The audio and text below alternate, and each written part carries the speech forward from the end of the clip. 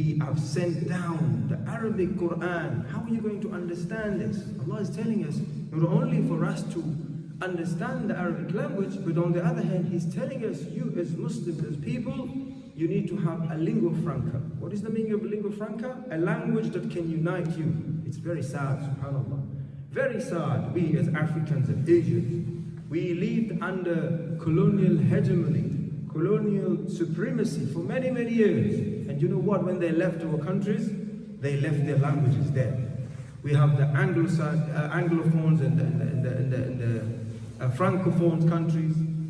They don't just go and just, pack everything and went. No, they left their legacy, they left their civilization, they left their culture.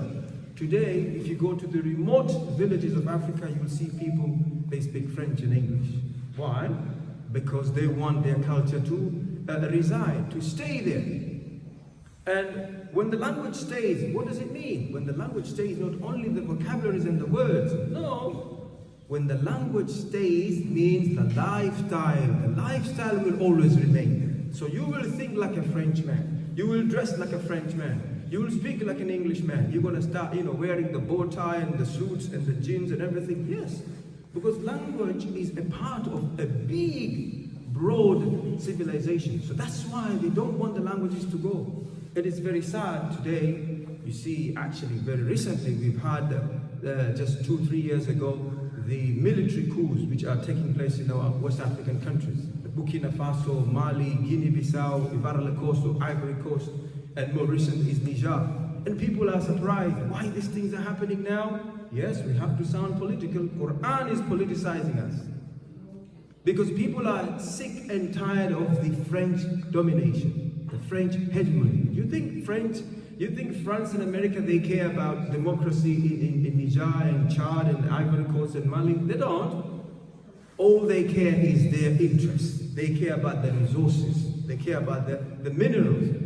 We know that in Niger, at the moment, they produce nearly 30 to 35% of uranium. Now, this uranium is used by France to what? To enlighten France.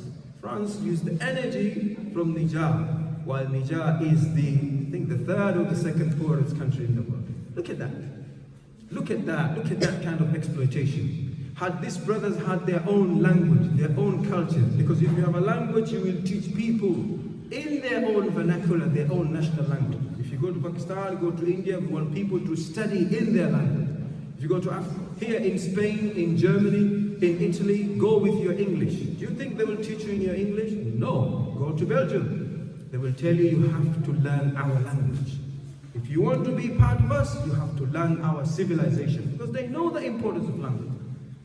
So, very late, actually, we see the African countries are demonstrating. The African countries are rebelling at the very last, knowing the importance, and they've announced that we took over the power and we are going to renounce French as a national language. What is the importance of having a unified language? It's very, very important. Allah is telling us, إِنَّا أَنزَلْنَاهُ قُرْآنًا عَرَبِيًّا. As Muslims, now from the African point of view and from the Islamic perspective now, from the Islamic perspective, we as Muslims, no Muslim should come and claim that I'm not an Arab, so I cannot understand this Quran. No. The scholars who came before us, what they do, they wrote books. You know, people like Al-Khawarizm, they call him Algorithm, Al-Khawarizm, Ibn Rushd, Ibn Sina. These were the Arabs. They wrote books about medicine. In which language? In French, in Spanish.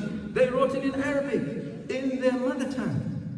You tell me, is there any medicine book written in Swahili and Urdu? Your language is here? No, you don't have references. When we go to higher learning, when you want to do degree and masters, we tell them, why you teach us in French and in English and in Spanish? They say, well, because the references are all in English and German and French.